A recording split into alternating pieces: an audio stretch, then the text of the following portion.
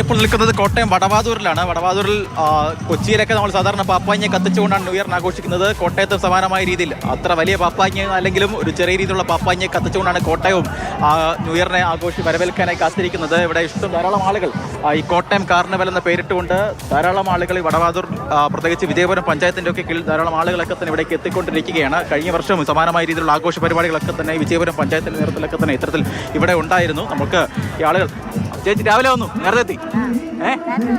New year ആയിട്ട് പൊളിക്കാനുള്ള പരിപാടിയാ? പൊളിക്കാനുള്ള പരിപാടിയാ. 2025 എന്താ പ്രതീക്ഷ? എന്തോ ആഗ്രഹങ്ങൾ എന്തോ 2025? നല്ലതായിരിക്കണം. പ്രത്യേകിച്ച് വേറെ ആഗ്രഹങ്ങളൊന്നുമില്ല. എന്തോ പ്രായ അമ്മച്ചിക്ക് പറയില്ല. എന്നാ എന്തോ ആഗ്രഹം? എന്തോ 2025 ആഗ്രഹം എന്തുവാ? നാണം വരുവാണോ?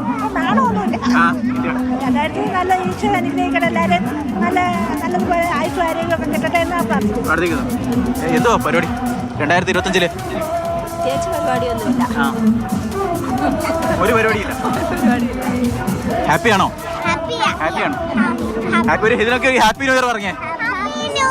ഒന്നുകൂടെ കുറച്ച് പറഞ്ഞേ. നിങ്ങൾ പൊളിക്കാനുള്ള പരിപാടിയില്ല? ഞങ്ങൾ പൊളിക്കാനുള്ള പരിപാടിയാണ്. എന്തോ ഈ ആഘോഷങ്ങൾ അടിച്ചു പൊളിക്കുകയാണ്.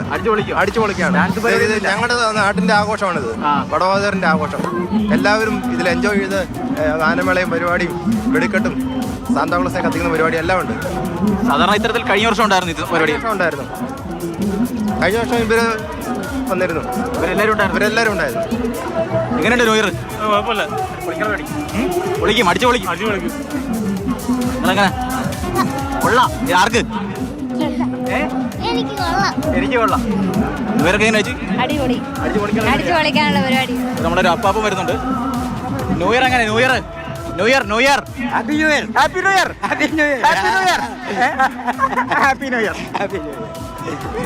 ന്യൂ ഇയർ ഒക്കെ എങ്ങനെയാ? അടിച്ചു പൊളിക്കുക. ന്യൂ ഇയർ എല്ലാം സെറ്റല്ലേ? 2025 സെറ്റല്ലേ? സെറ്റാ. ന്യൂ ഇയർ ഒക്കെ പൊളിക്കാനുള്ള പരിപാടിയാ, ആഘോഷമാക്കുക.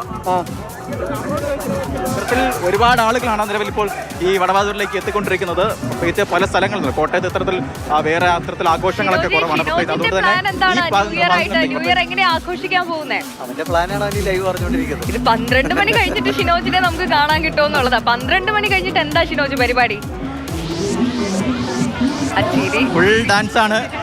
ഡാൻസ് മാത്രം, നൃത്തത്തിൽ അലിഞ്ഞുള്ള ഒരു ന്യൂ ഇയർ ആഘോഷമാണ് ഞാൻ പ്രധാനമായും പ്ലാൻ ചെയ്തുകൊണ്ടിരിക്കുന്നത്.